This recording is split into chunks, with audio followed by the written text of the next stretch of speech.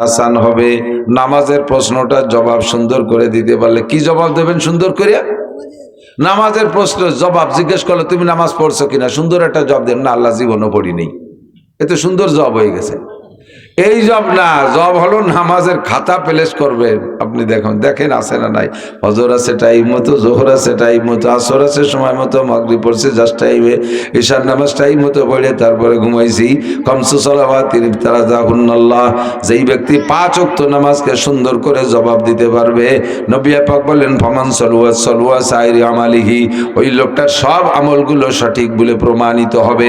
কারণ নামাজের একটা অ্যাকশন আছে, ইন্নাস সালাতা তানহা আনিল ফাহশাই ওয়াল মুনকার। যে ব্যক্তি সঠিক পদ্ধতিতে যথা নিয়মে নামাজ ঠিক মতো পড়ে, নামাজ যদি ঠিক মতো পড়ে, আল্লাহ নবী বলেন যেই ব্যক্তি, আল্লাহ পাক বলেন যেই ব্যক্তি যথারীতি নিয়মতান্ত্রিকভাবে নামাজ পড়ে, ওই লোকটাকে নামাজে সকল প্রকার অন্যায় থেকে ফিরায় আর সকল প্রকার নেক কাজের প্রতি উৎসাহিত করে। নামাজি ব্যক্তি যাকাতও দেয় ঠিক মতো, নামাজি ব্যক্তি রোজাও রাখে ঠিক মতো, নামাজি ব্যক্তির মাল হইলে হজও করে ঠিক মতো, নামাজি ব্যক্তির তৌফিক হলে কুরবানি করে ঠিক মতো, পর্দা করে সঠিকভাবে, হালাল রুজি ছাড়া হারাম মুখে দেয় না, অকথ্য ভাষায় গালাগালি করে না, গীবত আর শিকায়েত করে না, মিথ্যা সাক্ষী মিথ্যা মামলা দেয় না, কথায় কথায় তার মাথা গরম করে মানুষের গায়ে আঘাত করে না। এক কথায় নামাজ যদি সুন্দর হয় তাহলে সব কাজ তার সুন্দর হয়ে যায়। কাজেই নামাজের প্রশ্নে যদি পার হইতে পারেন, আপনি কোনো জায়গা ধরা খাবেন না, বিনা হিসাবে জান্নাতি। নবী পাক বলেন মান হাফাজা আলা সালাওয়াত, যে ব্যক্তি 5 ওয়াক্ত নামাজ সুন্দর করে পড়ে, আকরামাহুল্লাহু বিখামসি খিসাল, আল্লাহ পাক তাকে 5টি পুরস্কার দান করেন। যুবক আমার দিক তাকাও, লেখাপড়া শেষ হয়ে গেছে অথবা শেষ করার আগেই তুমি লেখাপড়া শেষ করার মতো তৌফিক নেই, এখন কর্মজীবনে নামার চেষ্টা করতেছো কিন্তু কর্মজীবন খুঁজে পাচ্ছ না। বাংলাদেশ সরকারের অ্যাভেলেবেল চাকরি নাই যে তোমার চাকরি দেবে, ইন্ডাস্ট্রিজ কলকারখানায় যা দরকার সে জায়গায় শ্রমিক পর্যাপ্ত আছে। এখন তোমার মতো সুযোগ্য যুবকরে কোন কাজে লাগাবে? তোমার এখন ইনকাম করা দরকার, বিবাহ শাদী করবা, সংসার জীবন গড়বা। আব্বা মা কষ্ট করে লালন পালন করে বড় করে তোমাকে, তোমার আব্বা মা বৃদ্ধ হয়ে গেছে, এখন তোমার পর দায়িত্ব আছে তাদের ইনকাম করে খাওয়াবা, কিন্তু খাওয়াবা কি? তোমার আয়ের সোর্স নাই। আল্লাহ নবী সাল্লাল্লাহু আলাইহি সাল্লাম বলেন তোমার ইনকাম সোর্স আল্লাহই তৈরি করে দেবে যদি তুমি 5 ওয়াক্ত নামাজ পড়ো। 5টি পুরস্কারের ভিতরে 1 নম্বর পুরস্কার ইরফান হুজিকুল আইশ, নামাজি ব্যক্তিকে আল্লাহ পাক দুনিয়ায় অভাব দিবে না। সুবহানাল্লাহ। বিশ্বাস হয় না? একই আছে, পড়ে দেখেন। আমি 2টা আমল শিখে দিই। 1 নম্বরে 5 ওয়াক্ত নামাজ নিয়মতান্ত্রিক ভাবে পড়েন। 40 দিন আল্লাহর একটু ট্রাই করেন, নারী পুরুষ সবাই মিলে 40 দিন আল্লাহকে ট্রাই করেন। অভাবে পড়লেই মানুষের কাছে যে হাত পাতি মুশকিল হলো, তাই আল্লাহ পাক বলে ওয়াস্তাঈনু বিস-সাবরি ওয়াস-সালাহ, ধৈর্যের সাথে বিপদে পড়ছো, অভাবে পড়ছো, একটু ধৈর্য ধরো, একটু ধৈর্য ধরো। মানুষের কাছে চাইও না। ওইজা সালতুম ফাসআলুল্লাহ, জোরে বলেন চাইতে হলে কার কাছে? আর একবার বলি কার কাছে? মানুষের কাছে একাধিকবার চাইতে গেলে বিরক্ত বোধ করে। আল্লাহ পাক রব্বুল আলামিন বলেন जो ना मांगे उससे मैं बेजार हो, हर घड़ी देने को तो तैयार है, जो ना मांगे उससे तू बेजार है। আমার আল্লাহ সর্বক্ষণ দেওয়ার জন্য রেডি। কতক্ষণ? সর্বক্ষণ দেওয়ার জন্য রেডি, কিন্তু যে না চায় আল্লাহ তারপর অসন্তুষ্ট। দুনিয়ার চেয়ারম্যান মেম্বার এই যেমন এমপি কে নিয়ে যে নাচতেছি ফালাচ্ছি, দিন নাই রাত নাই দৌড়ে বেড়াচ্ছি এমপি বানানোর জন্য। আজকে আমি লাফাই ফেলাই ওনারে যদি এমপি বানাই দিতে পারি, এরপরে তো আমার ওনার কাছে একটা দাবি থাকে যে আপনার জন্য এই করছি ওই করছি সেই করছি, কত রাজপথ গরম করছি, কত কপাল ফাটানো খাইছি ইটির গাই খাইয়া, আজকে আপনি এমপি হয়ে গেছেন, এখন দেন আমার যা যা লাগে। আজকে একটু দেবে, কয় 1 মাস পর আবার যাবেন, আবার দেবে। মাসে মাসে যদি একবার এইভাবে প্রত্যেক মাসে মাসে একবার যান, এরপরে ওখানে গোয়েন্দা লাগাই রাখবে, সিসি ক্যামেরা দিয়ে রাখবে, কয় ওই লোক ফিরে আসলে দরজা খুলবি না। আর 2টি ভোট দিয়ে করে 12, আমি ওনার গোলাম হয়ে গেছি। 2টা ভোট চাইয়ে দিচ্ছে, আর নিজে 2টা ভোট বেশি দিয়ে দিচ্ছে রাত্রি দিয়ে, আর তাতে ওনারে আমার সব দিয়ে দিতেই পারে। এরপরে আর দরজা খুলবে না, দেখবেন বলবে ওই লোক আসলে বলবা যে স্যার বাসায় নেই। আর আমার আল্লাহ এমন স্যার, দিন নাই রাত নাই, লাইলা ওয়া নাহারা, দিনে আর রাত্রে 24 ঘন্টা দরজা খোলা রাখে। আল্লাহ পাক নিজেই ডাকতে থাকে, আলা মুস্তাগফিরিন ফাগফিরালা। ও যুবক যুবতী যারা কাম কুকাম করে বস্তা ভরে ফেলাইছিস, জীবন ভরে নোংরামি করছিস, মদ গাঁজা খাই একেবারে পেটটা জ্বালাই ফেলাইছিস, বিড়ি খাতি খাতি নিজে একটা বিড়ি হয়ে গেছিস, আরে দুনিয়ারা কাম করতে করতে কলিজা জ্বালাই ফেলাইছিস, তোরা কখনো রব্বানা জালামনা ভর্তি আসিস না। আয় আমার কাছে আয়, আলা মুস্তাগফিরিন ফাগফিরালা। ধৈর্যের সাথে নামাজের মাধ্যমে আল্লাহর কাছে চাও। নামাজ পড়ে রব্বানা আতিনা ফিদ দুনিয়া হাসানাতাও ওয়া ফিল আখিরাতি হাসানা ওয়া কিনা আযাবান নার। আরেকটা আমল করো, 5 ওয়াক্ত নামাজের পরে আরেকটা আমল নারী আর পুরুষ সকলে করেন। এদেশে ব্যারাক অ্যাডামস কারিতাস বিআর ডিভিশনের যত সুদীয় সমিতি আছে, এই সুদীয় সমিতির থেকে মহিলাদের নামে টাকাও তোলে। এক শ্রেণীর পুরুষ তো আছে, তারা বউ বেশি টাকা আনতেছে সে জায়গা থেকে, আর একদল মহিলারাই সেখানে যে কয় স্বামীরে বলে তোমার মতো মাইদু হয় না, তুমি একেবারে আস্ত একটা ধামলা, কিছু পেলে না, তোমার ছোট ভাই 3 তলা দালান দিল, তুমি আজও সাবলার মধ্যে থাও, যাও এই যে কাগজপত্র দিয়ে বেড়াকে আমার নামে টাকা নিয়ে এসো। ব্যারাক গ্রামীণ ব্যাংক আশা ভাষা এগুলো থেকে টাকা তুলে তুমি ধনী গনি হওয়ার চেষ্টা করো। ও মহিলা, ওই বিল্ডিং এর মধ্যে শান্তি নাই, ওই টাকার মধ্যে শান্তি নাই। প্রত্যেক সপ্তাহে শনিবারে কিস্তি দেয়া লাগে। ওরে কিস্তি, নূহ নবীর কিস্তি সে বড় কিস্তি। যারা এই সমিতির সাথে বন্দী আছে তাকে সপ্তাহ 2 দিন 3 দিনই শনিবার এসে যায়, সপ্তাহ ছোট হয়ে যায়। তখন এই দেখতে এই শনিবারে টাকা দিলাম, 2 দিন জাতি না জাতি ভিড়ে সে শনিবার চলে এসে। পিছনে যদি ধাওয়া থাকে দাবর থাকে তাহলে কিন্তু সপ্তাহ খাটো হয়ে যায়। ইজ্জত কি সুখী রুটি বেহতার, জিল্লত কি মর্গে মুসলমান সে দিক থেকে রুজি এক জায়গায় চাইনিয়ে দেবো ইনশাল্লাহ। ইজ্জত কি সুখী রুটি বেহতার, জিল্লত কি মর্গে মুসলমান সে। সম্মানের সাথে শুকনো রুটি খেয়ে বেঁচে থাকা, বলেন সম্মানের সাথে শুকনো রুটি খেয়ে বেঁচে থাকা ভালো, অপমান হইয়া বিরিয়ানি খাওয়ার চাইতে। হ্যাঁ, এক বড় লোক দাওয়াত দিচ্ছে বিরিয়ানি, এক করে কাচ্চি বিরিয়ানি, পাক্কি বিরিয়ানি, দই টই ইত্যাদি জম্মের খান খাওয়াইয়ে গেট দিয়ে বেরোচ্ছে, পারছি একটু ভিক্ষে টাটাই দিয়ে তোমার দিন চাপড়ি বানাই দিছি। বলেন তো এই চাপড়ি 2খানের মধ্যে কত মায়ার, কত ভালোবাসা, কত সম্মান, কত ইজ্জত। তাই উর্দুতে বলে ইজ্জত কি সুখী রুটি বেহতার, জিল্লত কি মর্গে মুসলমান সে। সাবলা বানাইয়া রাস্তার পাশে থাকবো, তবু ব্যারাকের টাকায় দিয়ে দালান বানায়, ওর মধ্যে শুইয়ে দিন রাত দাবড় খাতি যাব না। কথা কন না, ঠিক না ঠিক না? আমি স্বচক্ষে দেখছি ব্যারাকের অফিসার আইসে মোটর সাইকেল চালাইয়ে উঠোনে যখন হরেন দিয়েছে, হরেন দেওয়ার সাথে সাথে মহিলা পিছনের দরজা দিয়ে ওই ব্যারাক এলাকা দিয়ে পায়খানা ছিল এক সময়, ব্যারাকের পায়খানা মনে আছে নাকি, বেতির বেড়া দিবা না, সেই পায়খানার মধ্যে ঢুকছে বদনা নিয়ে কিস্তির দিন। আর ছোট বাচ্চা একটা 6-7 বছরিয়া তাও ওই উঠোনে রয়েছে। আইসে অফিসার বলে তোর মা কো, কয় যে আপনার ভয়তে পায়খানায় গেছে, আপনার ভয়তে পায়খানায় গেছে। কৌতকে পায়খানা, কই তো ওই যে আপনাকে দিয়া পায়খানা, ওই যে একেবারে দেখলাম ফিরে গিয়ার দিয়ে পায়খানার দরজার সাথে সামনের চাকা লাগাই দিয়ে হরেন দেশে ডাকতে, ও ভাবি আর কত হাঁকবেন, বাংলা, ও ভাবি টাকা না দিয়ে আর কত হাঁকবেন, এই পায়খানাও আমাকে খুলে নিয়ে যাবানি, কন্ত বেইজ্জতির শেষ আছে। এই পায়খানা ব্যারাকের টাকা দিয়ে বানানো, আর সেই বাড়িতে তাই ব্যারাকের টাকা দিয়ে, গ্রামীণ ব্যাংকের টাকা দিয়ে, আশার টাকা দিয়ে সব আশা পূরণ করবেন। দুনিয়া খসিরা দুনিয়া ওয়াল আখিরা। রিজিকের মালিক কে? ওয়া মা মিন দাব্বাতিন ফিল আরদি ইল্লা আলাল্লাহি রিজকুহা। জমিনের উপরে জমিনের নিচে কোনো প্রাণী নাই যার রুজির জিম্মাদারি আল্লাহ নিজে নিয়ে নেন নাই। যিনি সৃষ্টি করেছেন রুজির জিম্মাদারি তাহারই হাতে। মহিলা, স্বামীকে খুব কঠোরভাবে আপনি শাসন করবেন, এভাবে লাঠি দিয়ে পিটাইয়ে না, সর থাপ্পড় দিয়ে না, কথার শাসন। আমরা না খেয়ে থাকবো, রোজা থাকবো, তবু অনুরোধ আপনি আমাদেরকে হারাম খাওয়াবেন না। আপনি পারতেছেন না, বলবেন যে আজকে কিছু আনতে পারিনি, আমরা উপোস থাকবো, কিন্তু আপনি আর একজনের ক্ষেত্র থেকে ধান কেটে আনবেন, আর একজনের পকেট মেরে টাকা দিয়ে সেই টাকা দিয়ে চাউল কিনে আনবেন, চুরি ডাকাতি করে আনবেন, আর সুদে টাকা আনবেন, এটা আমাকে খাওয়াবেন না। হারাম টাকার অ্যাকশনে সন্তান নষ্ট হয়ে যায়।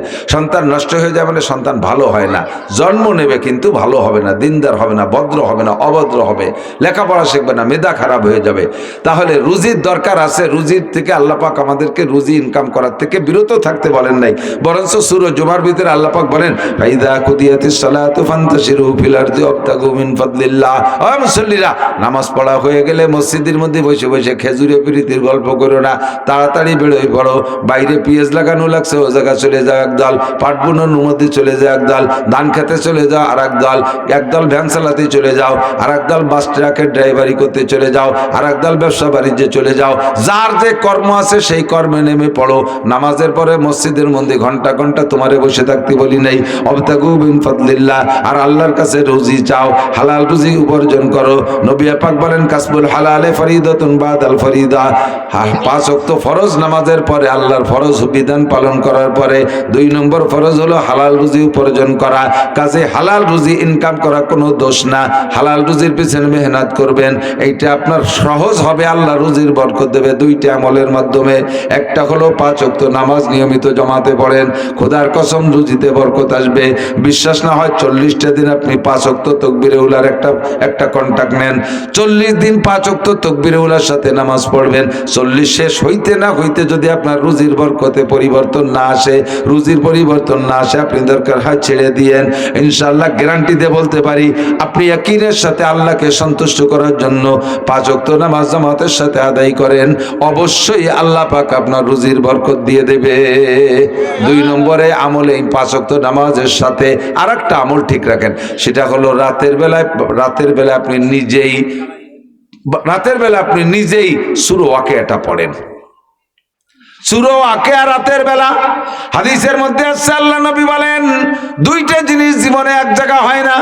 আমরা বলি 2 জিনিস এক জায়গা হয় না, সেই 2 জিনিস হলো আগুন আর পানি, তাই বলি না? আগুন আসলে পানি থাকতে পারে না, পানি আসলে আগুন থাকতে পারে না, পানিতে আগুন নিভাইয়া দেয়, আর আগুনে পানিরে জ্বালাইয়া ভাসাই ভস্য করে দেয়। 2 জিনিস এক জায়গা হয় না, কয় না, তাও প্রমাণ আছে। আগুন আর পানি একসাথে বের হয়। সেদিন গিয়েছিলাম সিলেটে, ওখানে একটা পাহাড়ের থেকে আগুন আর পানি একসাথে বের হয়, কলকল করে ঝর্ণায় পানি পড়ে, ওই বরাবর পথ করে পানির মধ্যে দিয়ে আবার আগুন জ্বলতেছে। সেই আগুনে শুকনো পাতা ধরলে আগুন ধরে যায়।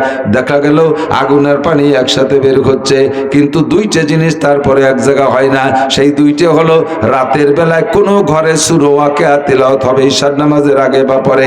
5 ওয়াক্ত নামাজ পরিবারের সদস্যরা পড়বে, আর রাতের বেলায় সূরা ওয়াকিয়া তিলাওয়াত করবে। এই রাতের বেলা ঘরের মধ্যে সূরা ওয়াকিয়া আর অভাব, সূরা ওয়াকিয়া আর অভাব, এই 2টা জিনিস এক জায়গা হয় না। যেই ঘরের মধ্যে ওয়াকিয়ার তিলাওয়াত হবে, খোদার কসম ওই ঘরের মধ্যে অভাব ঢুকবে না। কার কাছে যাবেন? রুজির মালিক তো আল্লাহ। ডক্টর ইউনিসের মালিক কে? শেখ হাসিনার মালিক কে? খালেদা জিয়ার মালিক কে? তারেক জিয়ার মালিক কে? সব রাজা বাচ্চাদের মালিক আল্লাহ। আমি সেই মালিককে যদি খুশি করতে পারি, তাহলে মামলুকের কাছে আমি কি চাবো? আমি চাইবে তো আল্লাহরই কাছে। তখন মান হাফাজা আলাস সালাওয়াত আকরামাহুল্লাহু বিখামসি খিসাল, 5 ওয়াক্ত নামাজ পড়বেন, রাতের বেলা সূরা ওয়াকিয়া, সাথে আপনাকে আরেকটা আমল তৈরি করে নেন, দিনের বেলা সূরা ইয়াসিন। নিজে না পারেন, পরিবারের সদস্যদের মধ্যে কেউকে দিয়ে আপনি দিনের বেলা একবার সূরা ইয়াসিনের আমলটা জারি করেন, চালু করেন। ইনশাআল্লাহ দিনের বেলা সূরা ইয়াসিন, রাতের বেলা সূরা ওয়াকিয়া, 5 ওয়াক্ত নামাজ, এই 3টে আমলকে আপনি চালু করলে দুনিয়ায় কোনোদিন আপনি অভাব দেখবেন না। যখন যা কিছু প্রয়োজন এসে যাবে, চিকিৎসার টাকা দরকার, ঘরের টাকা নাই, আল্লাহ কোত্থেকে ব্যবস্থা করে দেবে আপনি টেরও পাবেন না। আল্লাহ পাকের এই ক্ষমতা আছে না নাই? এই জায়গায় কিন রেখে আমল করেন। 1 নম্বর। 2 নম্বর, নামাজের 5টা পুরস্কারের দ্বিতীয়, বহুবার শুনেছেন, আবার স্মরণ করাই দেই। কবর আযাব সত্য না মিথ্যা? কবরে আযাব হয়, এটা কি বিশ্বাস হয়? কবরে শান্তিও হয়, এটাও বিশ্বাস রাখা আমার ইমানের সাথে সম্পৃক্ত, ইমানের অঙ্গ। ও দোস্ত, আযাবুল কবরে হকুন, নবী পাক বলেন কবর আযাব হক। তবে কবর আযাব থেকে বাঁচার আর কোনো আমল নাই। এদিক কবর আযাব থেকে বাঁচার আর কোনো আমল নাই। 100 হজ আছে, তার প্রতিদান আলাদা পাবেন। 100 উমরা আছে, তার প্রতিদান আলাদা পাবেন। 1000 খতম কোরআন শরীফ আছে, এর প্রতিদান আলাদা পাবেন। 50 কোটি টাকা যাকাত দেওয়া আছে, ওর প্রতিদানে অন্য কাজে আসবে। জিকির করছেন জীবন ভরে, তার প্রতিদানে অন্য কাজে আসবে। তবলিগের সময় লাগাইছেন, তার প্রতিদান অন্য কাজে লাগবে। কিন্তু কবর আযাব ঠেকানোর জন্য এই সমস্ত আমল না। কবর আযাব থেকে বাঁচার জন্য একমাত্র আমলের নাম হলো 5 ওয়াক্ত নামাজ। কুবাচাইলে আজ একটু বললাম, কাল একটু বললাম, এক ওয়াক্ত বললাম, আর একটা বললাম না, এ টাল টুবাল্টু নামাজের কাম না। নিয়মিত নামাজ, নিয়মিত নামাজ। কবর আযাব থেকে বাঁচতে হলে আল্লাহর কসম নামাজ ছাড়া বিকল্প নাই। হে নারী আর পুরুষ, বিশ্বাস করো, নবী পাক মাররা রাসূলুল্লাহ সাল্লাল্লাহু আলাইহি ওয়াসাল্লাম বিকবরাইন ইউআযাবানে ফীহিমা। নবী পাক দুইটা কবরের কাছে দাঁড়িয়ে গেলেন। সাহাবায়ে কেরাম বলে, হুজুর দাঁড়াইলেন কেন? কয় কবর দুটের মধ্যে আযাব হচ্ছে। কাইফা আরাফতা, কি করে বুঝলেন? কাশাফাল্লাহু বাইনা ইয়াদাইয়া, আল্লাহ পাক আমার সামনে খুলে দেছে, আমি সচক্ষে দেখতেছি কবরের মধ্যে আযাব হচ্ছে, আমি নিজে দেখতেছি কবরের মধ্যে আযাব হচ্ছে। নবী পাক যদি দেখে বলে থাকেন তাহলে অবশ্যই কবরের মধ্যে আযাব হচ্ছে। বিশ্বাস না হয় দোস্ত, করার কিছুই নাই। আল্লাহু আকবার।